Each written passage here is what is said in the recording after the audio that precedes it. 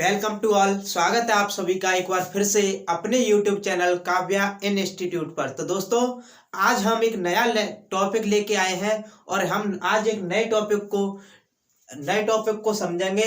यानी कि जो हमारा वो टॉपिक है वो है ग्रेविटेशनल, बोले तो गुरुत्वाकर्षण। क्या? गुरुत्वाकर्षण। कल हमने प्रोजेक्टाइल मोशन को पिछले 3 लेक्चरों में एंड किया था। आज हम जो टॉपिक है हमारा वो है गुरुत्वाकर्षण।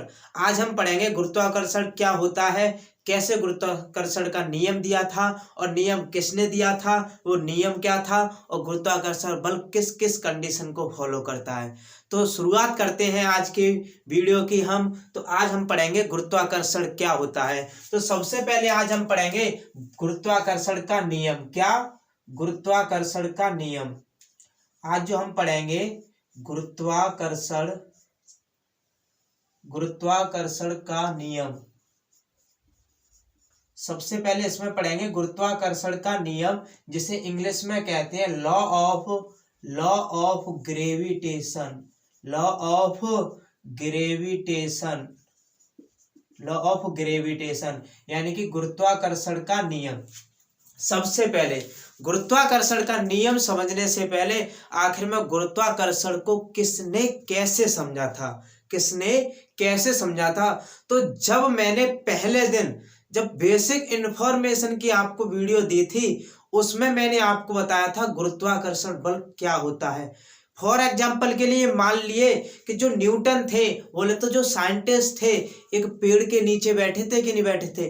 पेड़ के नीचे बैठे थे, ऊपर से एक सेब गिरा था। जब वो सेब गिरा था तब न्यूटन ने एक बात सोची थी कि ये सेब नीचे ना गिर के ऊपर क्यों नहीं गया। तब वहां पे एक चीज नोट आई थी, वो थी ग्रेविटेशनल फोर्स। बोले तो गुरुत्वाकर्षण बल। जो सेब गिरा था वो ग्रेविटेशनल फोर्स की वजह से नीचे गिरा था। क्यों गिरा था? क्योंकि ग्रेविटेशनल फोर्स कहता है वो हमेशा अपनी ओर अट्रैक्ट करता है। बोले तो ये एक अट्रैक्टिव प्रकृति का फोर्स है। यानी कि जो गुरुत्वाकर्षण बल है उसका नेचर कैसा होता है? उसका नेचर होता है अट्रैक्टिव मोशन। कौन सा? अट्रैक्टरेशन होता है। यानी कि अपने ओर जो क्या करता है, अपनी ओर आकर्षित करता है। इसका नेचर कैसा होता है, ये भी क्वेश्चन बनता है कि गुरुत्वाकर्षण बल की प्रकृति कैसी होती है। तो इसका जो नेचर होता है वो अट्रैक्टिव नेचर होता है। बोले तो अपनी ओर आकर्षित करने की प्रकृति होती है। तो जो सेब नीचे गिरा था वो एक गुरुत्वाकर्षण बल के कारण नीचे गिरा था, क्योंकि गुरुत्वाकर्षण बल उसे अपनी ओर अट्रैक्ट कर रहा था। तभी न्यूटन ने यह बात सोची थी कि इसका कोई ना कोई कारण होगा, कोई ना कोई रीजन होगा और कोई ना कोई कॉज रहा होगा, तब ये सेब नीचे गिरा। अन्यथा ये सेब ऊपर भी जा सकता था। तो इस किसके कारण गिरा था? गुरुत्वाकर्षण बल के कारण। और आज हम उसी को पढ़ेंगे, गुरुत्वाकर्षण का नियम। क्या पढ़ेंगे? गुरुत्वाकर्षण का नियम। गुरुत्वाकर्षण का नियम पढ़ने से पहले हमें एक बात क्लियर हो गई कि गुरुत्वाकर्षण होता क्या है। गुरुत्वाकर्षण एक ऐसी चीज है जो अपनी और समस्त ब्रह्मांड में, बोले तो समस्त ब्रह्मांड में किसी भी वस्तु को अपनी ओर आकर्षित करने की कंडीशन को कहते हैं हम क्या? गुरुत्वाकर्षण। क्या कहते हैं? गुरुत्वाकर्षण। और आज हम पढ़ने जा रहे हैं गुरुत्वाकर्षण का नियम। क्या? गुरुत्वाकर्षण का नियम। तो सबसे पहले क्वेश्चन हमारा ये बनता है कि गुरुत्वाकर्षण का जो नियम होता है वो दिया किसने था? ऐसा कौन सा साइंटिस्ट था, ऐसा कौन सा वैज्ञानिक था जिसने ये नियम दिया था, जिसने इस नियम का प्रतिपादन किया था, बोले तो इस नियम को बनाया था? उस साइंटिस्ट का नाम क्या है? तो मैं आपके सामने लेके आ रहा हूं कि जो गुरुत्वाकर्षण का जो नियम दिया था वो दिया था न्यूटन ने। किसने दिया था? न्यूटन ने। किसने दिया था? न्यूटन ने। हिंदी में लिखना चाहो तो लिख लेना, न्यूटन। और यहां से एक और चीज मैं आपसे पूछूं कि न्यूटन का पूरा नाम क्या होता है? न्यूटन का पूरा नाम भी देता है कभी कभी ऑप्शन में, वो देता है सर आइजैक न्यूटन। यानी कि जो नियम दिया था गुरुत्वाकर्षण का वो किसने दिया था? न्यूटन ने दिया था। न्यूटन का पूरा नाम क्या था? Sir Isaac Newton. इतना क्लियर हुआ। अब बात करते हैं हम कि आखिर में न्यूटन ने गुरुत्वाकर्षण का नियम तो दिया, वो नियम क्या था? तो देखो नियम को समझो।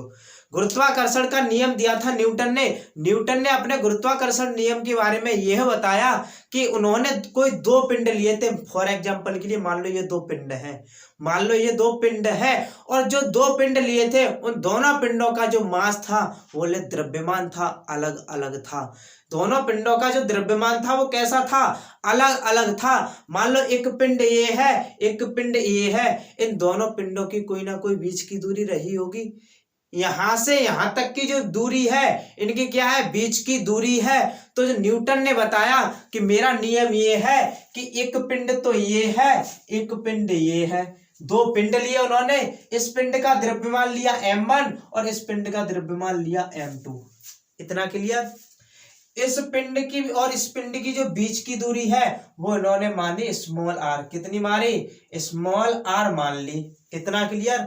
अब न्यूटन ने क्या बताया, न्यूटन ने बताया अपना नियम। क्या बताया, अपना नियम। लेकिन मैं नियम बताने से पहले एक चीज पूछना चाहता हूं। हमें यहाँ पर ग्रेविटेशनल फोर्स निकालना है, बोले तो गुरुत्वाकर्षण बल निकाल रहे हैं, यानी कि गुरुत्वाकर्षण बल का नियम पढ़ रहे हैं। तो मुझे एक बात बताइए, इस पिंड पर बल लग रहा होगा, इस पिंड पर भी बल लग रहा होगा। उन दोनों बल की प्रकृति कैसी होगी, अट्रैक्ट करने की, बोले तो आकर्षण प्रकृति का बल लग रहा होगा। कैसा लग रहा होगा, आकर्षण प्रकृति का बल लग रहा होगा। इस पे बल लग रहा होगा, इस पे भी बल लग रहा होगा, और दोनों पे जो बल लगेगा वो बराबर बराबर लगेगा। बोले तो क्यों, क्योंकि दोनों का जो बल होता है वो अट्रैक्ट होता है, बोले तो अट्रैक्टिव प्रकृति का होता है, यानी कि आकर्षित प्रकृति का होता है। तो देखो मान लो फॉर एग्जाम्पल के लिए पहले पिंड पे जो बल लग रहा है, किस पे, पहले पिंड पे कौन लगाएगा, दूसरा। कौन लगाएगा, दूसरा। इधर की ओर पहले पिंड पे जो बल लग रहा है वो कौन लगा रहा है, दूसरा। इतना क्लियर। अब इस पे ये इधर की ओर लगाएगा, तो इस पे जो दूसरे पिंड पे जो बल लगेगा वो कौन लगाएगा, पहला। कौन लगाएगा, पहला। आप कह रहे होंगे कि ये क्या लगा दिया, यानी कि वेक्टर क्यों लगा दिया। फॉर थोड़ी देर के लिए मान लो कि ये वेक्टर मैंने लगाया है, लेकिन इस वेक्टर को आगे क्लियर करूंगा। बस थोड़ी ही देर में इस वेक्टर को भी क्लियर करूंगा कि ये वेक्टर मैंने क्यों लगाया है, इसको भी क्लियर करूंगा। देखो अब समझते हैं नियम क्या था। न्यूटन ने यह बताया, पहली बात तो ये बताई कि जो मेरे नियम की जो पहली बात है वो बात ये है कि जो गुरुत्वाकर्षण बल होता है, बोले तो ग्रेविटेशनल जो फोर्स होता है, उन दोनों पिंडों के द्रव्यमान के गुणनफल के समानुपाती होता है। उन्होंने बताया कि दोनों पिंडों के द्रव्यमान बोले तो m1 इंटू m2 दोनों पिंडों के गुणनफल के समानुपाती होता है। ये तो बताई थी उन्होंने पहली बात, ये तो बताई थी उन्होंने पहली बात। अब दूसरी बात क्या बताई उन्होंने, दूसरी बात बताई दोनों पिंडों के द्रव्यमान के गुणनफल के तो समानुपाती होता है, लेकिन उन दोनों पिंडों की बीच की दूरी वर्ग के व्युत्क्रमानुपाती होता है, यानी कि बीच की दूरी वर्ग के इनवर्सली प्रोपोर्शनल होता है। कैसा होता है, इनवर्सली प्रोपोर्शनल, बोले तो 1/r²। ये बताई थी उन्होंने दूसरी बात। पहली बात क्या बताई थी, ध्यान से सुनना। पहली बात बताई थी दोनों पिंडों के गुणनफल के समानुपाती होता है, और दूसरी बात बताई थी उनकी बीच की दूरी वर्ग के व्युत्क्रमानुपाती होता है। यही होता है गुरुत्वाकर्षण बल का नियम। अब देखो मैं ऐसे लिख सकता हूं, मैं कह सकता हूं कि दोनों समीकरण को संयुक्त करके लिखने पर, संयुक्त करके लिखने पर, अब देखो जब हम दोनों समीकरण को संयुक्त करके लिखेंगे तो ऐसे लिख सकते हैं F इन proportional m1 m2 upon r²। ऐसे लिख सकते हैं। ये हो गया इसका फॉर्मूला, यानी कि गुरुत्वाकर्षण नियम का जो फॉर्मूला है वो F proportional m1 m2 upon r² होता है। इतना क्लियर, इतना क्लियर हुआ। अब देखो अब मैं इस प्रोपोर्शनल साइन को हटाऊंगा तो कोई ना कोई मुझे नियतांक लगाना पड़ेगा, कोई ना कोई कांस्टेंट रखना पड़ेगा। तो देखो F बराबर मैंने कांस्टेंट रख दिया कैपिटल G और m1 m2 अपॉन r²। इतना क्लियर। यही होता है इसका फाइनल फॉर्मूला, यही होता है इसका फाइनल फॉर्मूला। अब बात कर रहे होंगे कि कैपिटल G आया क्या, कहां से आ गया और ये होता क्या है, इसकी भी मैं अभी थोड़ी देर में बात करूंगा। पहले अभी इसको क्लियर कर दूं।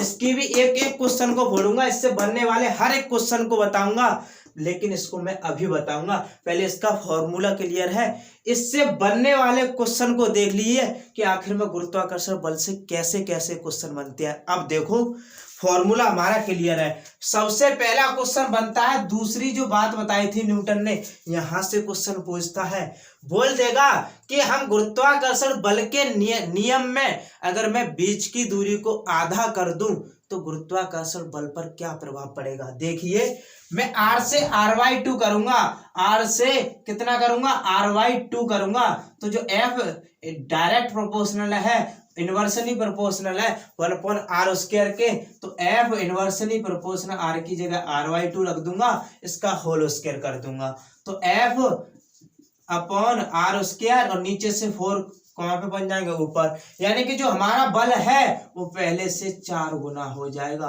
पहले से 4 गुना हो जाएगा। यहां से यही क्वेश्चन पूछता है, यही क्वेश्चन पूछता है कि गुरुत्वाकर्षण बल के नियम में अगर उन दोनों पिंडों की बीच की दूरी को आधा कर दिया जाए तो गुरुत्वाकर्षण बल पर क्या प्रभाव पड़ेगा, वो पहले से 4 गुना हो जाएगा, पहले से 4 गुना हो जाएगा। मान लो अगर उसने आधा ना करके बीच की दूरी को दोगुना कर दिया, बीच की दूरी को दोगुना कर दिया, तो f अपॉन r² यानी कि f प्रोपोर्शनल इनवर्सली प्रोपोर्शनल है 1/r² के, अगर मैं यहाँ पे 2r रखता हूँ, अगर 2 की r की जगह 2r रखता हूँ, उसका होल स्क्वायर करता हूँ, तो f कितना हो जाएगा 4r², 1/4r² बोले तो पहले से 1/4 हो जाएगा, कितना हो जाएगा, चौथाई हो जाएगा, कितना हो जाएगा, चौथाई हो जाएगा। तो ये है इसका नियम और इससे बनने वाले क्वेश्चन, इससे बनने वाले एक क्वेश्चन ये देखा, ये क्वेश्चन ये देखा। सबसे पहले नियम क्लियर हुआ, नियम होता क्या है, फिर मैं गुरुत्वाकर्षण बल से जो नियम थे यानी कि जो नोट पॉइंट है, जो क्वेश्चन बनते हैं डायरेक्ट, वो बताता हूं कि कैसे क्वेश्चन बनते हैं। तो नियम क्या था, नियम बताया कि न्यूटन ने बताया कि दोनों पिंडों के द्रव्यमान के गुणनफल के समानुपाती और उनकी बीच की दूरी वर्ग के व्युत्क्रमानुपाती होता है, उसे हम कहते हैं गुरुत्वाकर्षण बल का नियम। और दूरी से कैसे क्वेश्चन बनते हैं ये मैंने बता दिया, फाइनल फॉर्मूला निकाल के बता दिया। अब चलते हैं इससे बनने वाले क्वेश्चन पर। तो सबसे पहला क्वेश्चन है हमारा, सबसे पहला क्वेश्चन है कि जो गुरुत्वाकर्षण बल है, बोले तो ग्रेविटेशनल जो फोर्स है, गुरुत्वाकर्षण बल है, वो एक कैसा बल है, एक संरक्षी बल है, एक संरक्षी बल है। कैसा बल है, संरक्षी बल है। अब संरक्षी बल है ग्रेविटेशनल फोर्स, लेकिन कैसे, आपके माइंड में क्वेश्चन आ रहा होगा कि सर संरक्षी बल होते क्या है, संरक्षी बल होता क्या है। यानी कि तुमने तो बता दिया कि जो ग्रेविटेशनल फोर्स है वो एक संरक्षी बल है, लेकिन संरक्षी बल होता क्या है। तो देखो संरक्षी बल वो होता है, यानी कि संरक्षी बल होता है जो डज नॉट डिपेंड्स ऑन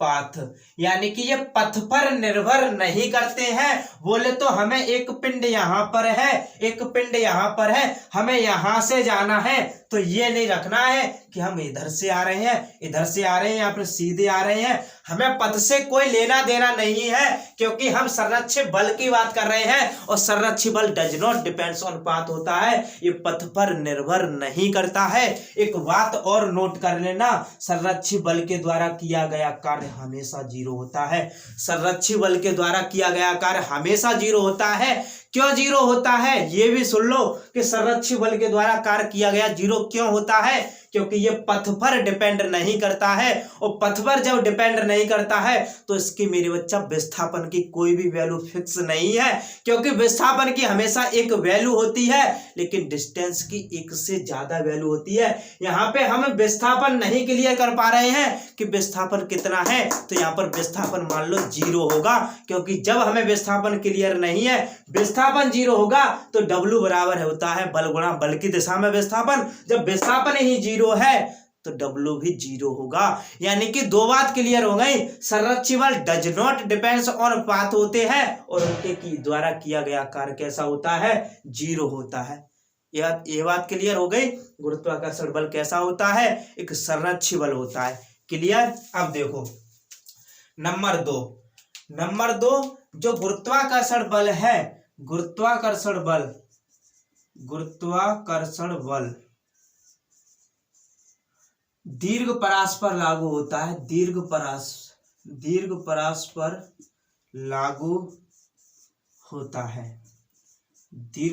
पर लागू होता है। यानी कि जो गुरुत्वाकर्षण बल है एक लंबी दूरी पर लागू होता है, एक लॉन्ग डिस्टेंस यानी कि एक लॉन्ग डिस्टेंस पे लागू होता है ग्रेविटेशनल फोर्स। इतना के लिए। अब देखो थर्ड बात, गुरुत्वाकर्षण बल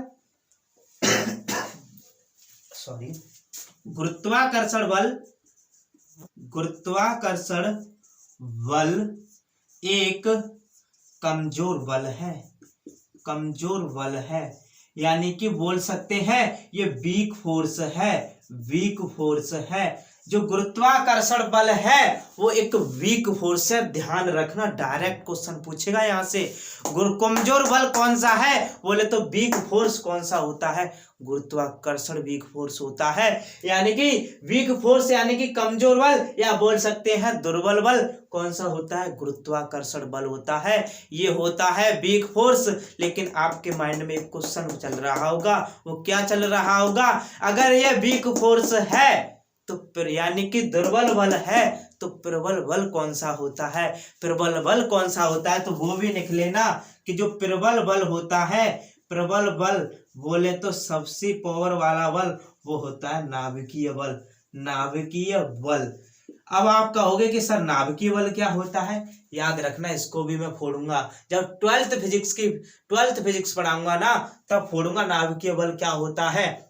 अभी इतना समझ लो कि जो नाभिकीय बल होता है, एक परमाणु के अंदर एक नाभिक होता है, और नाभिक के अंदर मेरे बच्चा न्यूट्रॉन और प्रोटॉन उपस्थित होते हैं। और नाभिकीय बल वो बल होता है जो नाभिक के अंदर लगता है, यानी कि नाभिक के अंदर लगने वाले बल को कहते हैं हम नाभिकीय बल। और नाभिकीय बल, एक बात याद रखना, जब नाभिक के अंदर लगता है तो वो हमेशा न्यूट्रॉन और प्रोटॉन के बीच ही लगेगा, ना कि इलेक्ट्रॉन और प्रोटॉन के बीच, क्योंकि नाभिक अपने अंदर कभी इलेक्ट्रॉन को अलाउ नहीं करता है, क्योंकि नाभिक के अंदर हमेशा न्यूट्रॉन और प्रोटॉन होते हैं, उसके अंदर कभी इलेक्ट्रॉन होते ही नहीं है। तो जो नाभिकीय बल है वो तो या तो लगेगा न्यूट्रॉन के बीच, या लगेगा प्रोटॉन के बीच, या लगेगा तुम्हारा प्रोटॉन न्यूट्रॉन के बीच, या न्यूट्रॉन या प्रोटॉन के बीच। हमेशा लगेगा तो प्रोटॉन और न्यूट्रॉन के ही बीच लगेगा, ना कि इलेक्ट्रॉन के बीच। इतना ध्यान रखना। तो इतना पढ़ लिया कि ये कैसा बल होता है, परास पढ़ ली इसकी, और ये संरक्षी बल है या असंरक्षी बल है, तो कैसा है, संरक्षी बल है। तो आपको इतना क्लियर हो गया होगा, इतना नोट करो। मैं आगे इसे साफ करता हूँ और आगे पढ़ाता हूँ इसके नोट पॉइंट। देखो आगे मैं पढ़ाता हूँ इसके नोट पॉइंट, करो नोट जल्दी।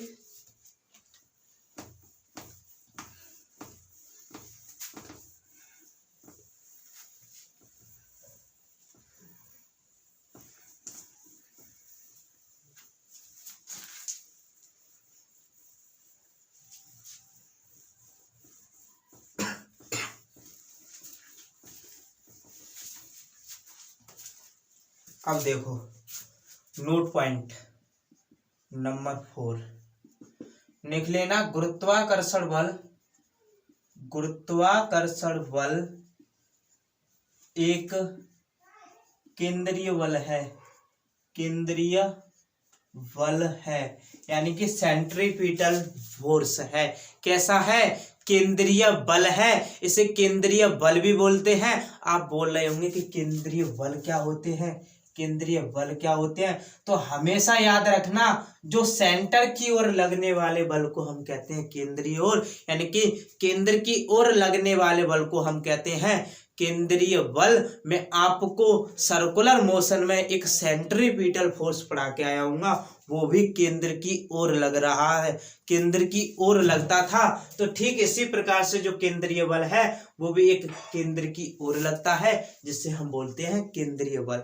इतना क्लियर हुआ, इतना क्लियर। अब चलते हैं हमारा जो मेन मुद्दा था कैपिटल जी वाला, यानी कि कैपिटल जी क्या होता है, उससे क्या क्वेश्चन बनते हैं, और फिर हम इसके जो वेक्टर वाली बात थी मैं वो भी बताऊंगा आपको कि वेक्टर कैसे लगाता है, क्यों लगाते हैं। अब देखो, अब हमारा जो मेन क्वेश्चन है, मेन टारगेट है, वो है हमारा कैपिटल जी।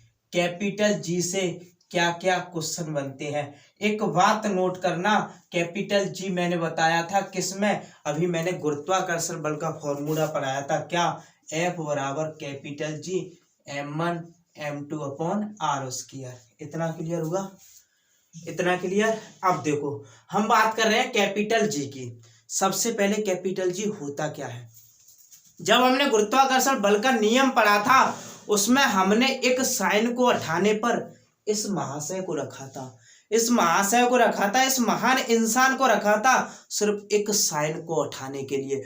तो मैंने आपको बताया था जब हम प्रोपोर्शनल का साइन हटाते हैं तो कोई ना कोई कांस्टेंट रखते हैं, बोले तो एक नियतांक रखते हैं। क्या रखते हैं, नियतांक रखते हैं। तो इतना तो क्लियर हो गया, ये कोई ना कोई नियतांक है। क्या है, कोई ना कोई नियतांक है, यानी कि ये कांस्टेंट है। लेकिन कौन सा कांस्टेंट है, तो याद रखना ये जो कांस्टेंट है वो गुरुत्वाकर्षण नियतांक है। क्या, गुरुत्वाकर्षण नियतांक है, ग्रेविटेशनल कांस्टेंट है। क्या है, ग्रेविटेशनल कांस्टेंट, गुरुत्वाकर्षण नियतांक। क्या है, गुरुत्वाकर्षण नियतांक। कैपिटल जी क्या होता है, गुरुत्वाकर्षण नियतांक होता है। इतना क्लियर। अब देखो, कभी कभी इसकी वैल्यू भी पूछ लेता है, कभी कभी इसकी वैल्यू भी पूछ लेता है कि कैपिटल जी की वैल्यू कितनी होती है। बोले तो कैपिटल जी का मान कितना होता है, बोले तो गुरुत्वाकर्षण नियतांक का मान कितना होता है। तो देखो इसका जो मान होता है वो होता है 6.67 मल्टीप्लाई 10 की पावर -11 न्यूटन मीटर स्क्वायर प्रति किलोग्राम स्क्वायर।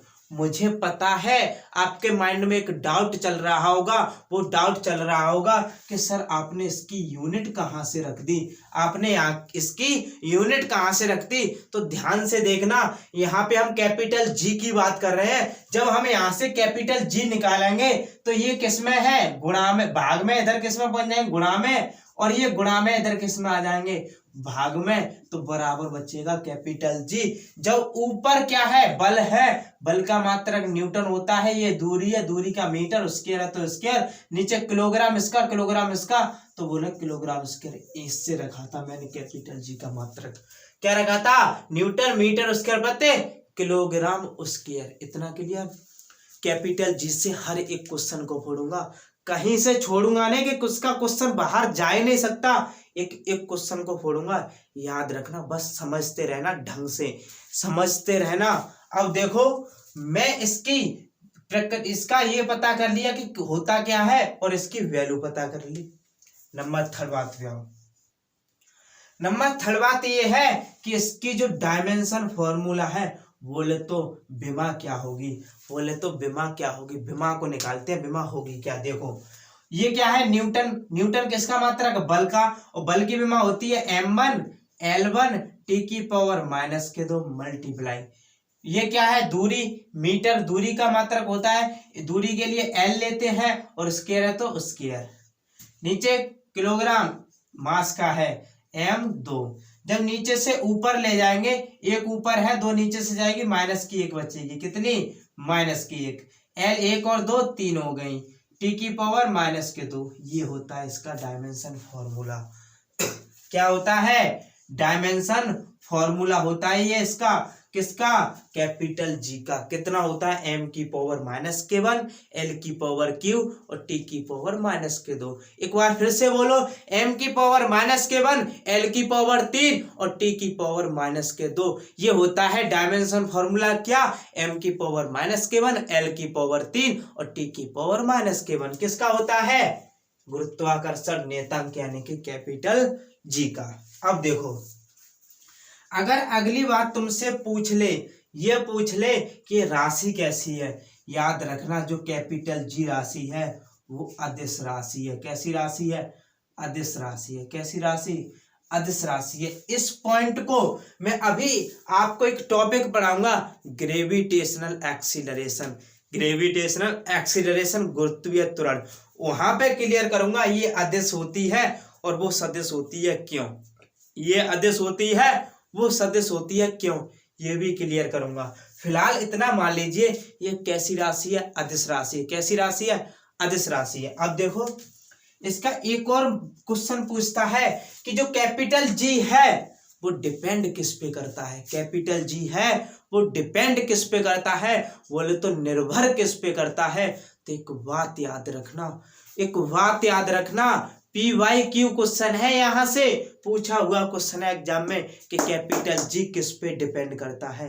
ये एक नियतांक है, एक कांस्टेंट है, किसी पे डिपेंड नहीं करता है। बोले तो समस्त ब्रह्मांड के लिए ये वैलिड होता है, यानी कि पूरे ब्रह्मांड के लिए ये नियत होता है, यानी कि कांस्टेंट रहता है, ये किसी पर निर्भर नहीं करता। ये कह सकते हैं कि पूरे ब्रह्मांड के लिए समान रहता है, पूरे ब्रह्मांड के लिए समान रहता है, या नियत रहता है या कांस्टेंट रहता है, लेकिन ये किसी पदार्थ पर डिपेंड नहीं करता, ना इसके मीडियम पे, ना इसकी शेप और साइज पे, ना इसकी प्रकृति पे, ना इसके द्रव्यमान पे, ये किसी पर निर्भर नहीं करता है। ये एक कांस्टेंट है, एक नियतांक है जो समस्त ब्रह्मांड के लिए लागू होता है, एक जैसा होता है, समान होता है, नियत होता है, कांस्टेंट रहता है पूरे ब्रह्मांड के लिए, ये किसी पर निर्भर नहीं करता है। तो एक बात कर लेना, इसकी निर्भरता निकल लेना, बोले तो डिपेंडेंसी निकल लेना, ये किसी पर निर्भर नहीं करता है, बोले तो ये स्वतंत्र रहता है, स्वतंत्र रहता है, यानी कि पूरे ब्रह्मांड के लिए निकल लेना, समस्त ब्रह्मांड के लिए नियत रहता है, नियत रहता है, किसी पे निर्भर नहीं करता है, किसी पे निर्भर नहीं करता। ये है कैपिटल जी की कहानी, ये है कैपिटल जी की कहानी। इतने क्वेश्चन बनते हैं कैपिटल जी से, क्या होता है कैपिटल जी, पता चल गया क्या होता है कैपिटल जी। अब एक डाउट और बचा है आपका, वो डाउट था वेक्टर वाला। क्या था, वेक्टर वाला, उसे भी क्लियर करता हूं, वेक्टर वाला इतना नोट करो, फिर चलते हैं उस वेक्टर वाले डाउट पे। हुआ इतना? अब देखो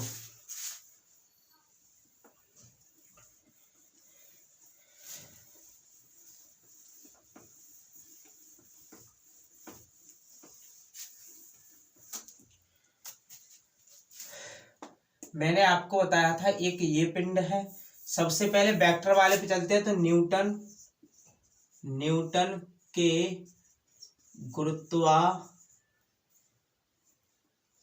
गुरुत्वाकर्षण बल, गुरुत्वाकर्षण का नियम का सदिश रूप, कैसा रूप, सदिश रूप। इसमें हम बात करेंगे वेक्टर की, किसकी, वेक्टर की, कि वो वेक्टर कैसे लगाया था। अब हम पढ़ रहे हैं जो गुरुत्वाकर्षण का नियम था न्यूटन का, उसका सदिश रूप क्या होता है। बोले तो सदिश रूप यानी कि वेक्टर फॉर्म क्या होती है, इसकी वेक्टर फॉर्म क्या होती है। तो देखो एक पिंड ये है, एक पिंड ये है, इसका मास m1 और इसका मास m2, इन दोनों के बीच की दूरी स्मॉल r, इन दोनों के बीच की दूरी स्मॉल r। मैंने आपको बताया था इन दोनों पिंडों के बीच जो बल लगेगा वो इक्वल लगेगा, बोले तो समान लगेगा, और किस नेचर का लगेगा, आकर्षण प्रकृति का लगेगा। मान लो इस पे लग रहा था F1 पे, कौन लगाएगा, F2 लगाएगा, और उस पे मैंने वेक्टर लगाया था। और इस पे मान लो F2 पर लग रहा होगा, कौन लगा रहा होगा, F1 लगा रहा होगा, उस पे भी मैंने आपको वेक्टर लगाया था। क्या आपको यहां से एक बात क्लियर है, सबसे पहले तो मुझे थोड़ी देर के लिए गुरुत्वाकर्षण बल को भूल जाओ। यह मान लो इस पर एक फोर्स लगाया जा रहा है, बोले तो एक बल लगाया जा रहा है, यानी कि गुरुत्वाकर्षण बल को तुम अभी भूल जाओ, कुछ नहीं है गुरुत्वाकर्षण बल। बस इतना मान लो कि इन दोनों पिंडों पर एक बल लगाया जा रहा है। क्या मुझे एक बात का जवाब दीजिए कि फोर्स हमेशा कैसी क्वांटिटी होती है? एक वेक्टर क्वांटिटी होती है, बोले तो एक सदिश राशि होती है। तो मैंने वेक्टर लगाया है फोर्स पे, क्या गलत लगाया है? फोर्स एक वेक्टर क्वांटिटी होती है, लेकिन हम यहाँ पे बात कर रहे हैं गुरुत्वाकर्षण बल की। तो याद रखना यहाँ पे दो पिंड है, दोनों पिंडों पे फोर्स तो लगाया जा रहा है। मैं कह सकता हूँ लगाया जा रहा है, फोर्स इक्वल लगाया जा रहा है, लेकिन दोनों पिंडों की डायरेक्शन अपोजिट है। ये इधर लगा रहा है, ये इधर लगा रहा है, ये इधर लगा रहा है और ये इधर लगा रहा है। इन दोनों पिंडों की डायरेक्शन अपोजिट है, लेकिन फोर्स इक्वल है। इतना कह सकता हूं फोर्स इक्वल है, लेकिन डायरेक्शन अपोजिट है कि नहीं? है कि नहीं? ये तो वो वाली बात हो गई। रिएक्शन किया, उधर से क्या मिला? Action reaction, action reaction. Newton's third law of motion. कौन सा? Newton third law of motion. यानी कि ये बात तो क्लियर है कि इसमें जो इन दोनों बलों का जो परिमाण होगा, बोले तो जो मैग्नीट्यूड होगा वो तो इक्वल निकलेगा, लेकिन इन दोनों की डायरेक्शन कैसी होगी? अपोजिट होगी। कैसी होगी? अपोजिट होगी। यानी कि मैं लिख सकता हूं F12 वेक्टर बराबर माइनस के F21 वेक्टर। लिख सकता हूं कि नहीं? मैग्नीट्यूड इक्वल, लेकिन डायरेक्शन कैसी होगी? अपोजिट। कैसी होगी? अपोजिट। डायरेक्शन अपोजिट है, डायरेक्शन अपोजिट के लिए कौन सा? नेगेटिव साइन लगा दिया। मैग्नीट्यूड की बात करें तो F12 वेक्टर मैग्नीट्यूड बराबर F21 वेक्टर। इसका जो मैग्नीट्यूड निकलेगा वो बराबर निकलेगा, इसका जो मैग्नीट्यूड निकलेगा वो बराबर निकलेगा। बस यही था इसका सदिश रूप, यही था इसका सदिश रूप। लेकिन इसके सदिश रूप से एक क्वेश्चन और निकलता है। वो क्वेश्चन क्या निकलता है कि गुरुत्वाकर्षण का नियम, गुरुत्वाकर्षण का नियम Newton's third law of motion को लागू करता है, लागू करता है। ये भी नोट पॉइंट लिख लेना, क्वेश्चन पूछ सकता है कि Newton's third law of motion यानी कि जो ग्रेविटेशनल फोर्स का जो नियम है वो किस पर लागू करता है, यानी कि किस पर लागू होता है? Newton's third law of motion पे लागू होता है। तो आज हमने जो किया वो गुरुत्वाकर्षण बल को समझा, उसने नियम क्या था, क्या नियम था, किसने दिया था, और उससे बनने वाले हर एक क्वेश्चन को फोड़ा है। तो आज हमने ग्रेविटेशनल बल का जो नियम का टॉपिक छोटा सा था उसको हमने फिनिश कर दिया। आज कल की वीडियो में इससे में एक और टॉपिक है, इसका अगला टॉपिक है ग्रेविटेशनल फोर्स के चैप्टर में ही, वो है गुरुत्वीय त्वरण स्मॉल जी, उसको पढ़ाऊंगा कल। ये चलेगा लगभग, ग्रेविटेशन वाला चैप्टर लगभग 4-5 लेक्चर में समाप्त होगा। ये कोई छोटा मोटा चैप्टर नहीं है, ये हल्के में मत लेना। ग्रेविटेशनल एक वो चैप्टर है जहाँ से हर एग्जाम में 3 से 4 क्वेश्चन हिट होते हैं और बार बार होते हैं। इस चैप्टर को ढंग से पढ़ना, ढंग से। तो आज के लिए इतना ही, मिलेंगे कल की वीडियो में। और आपने इस वीडियो का थंबनेल तो देख ही लिया होगा, एक मोटिवेशन के साथ। क्या था मोटिवेशन?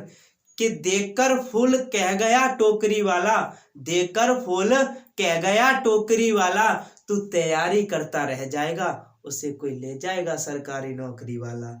देखकर फूल कह गया टोकरी वाला, तू तैयारी करता रह जाएगा, उसे कोई ले जाएगा सरकारी नौकरी वाला। तो ऐसा मत वो दे देना, पढ़ते रहिए और करते रहिए तैयारी और सिलेक्शन लीजिए। आज के लिए इतना ही, मिलते हैं कल। जय हिंद, जय भारत।